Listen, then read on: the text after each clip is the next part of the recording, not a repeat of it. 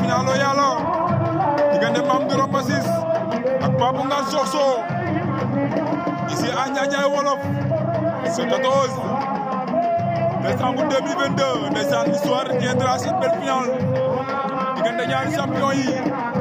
nga xamante ne moom mooy Mame Ndour Ramba Ciss ak Babou Ngane. Mame Ndour Ramba Ciss mooy borom ngémbulu rouge li Babou Ngane moom mooy borom ngémbulu ñuul li moom ngeen jàkkaarloo ndeysaan champion yi bëri woon nañ fi lool te ñaar yi la yàlla dogal ñu finalu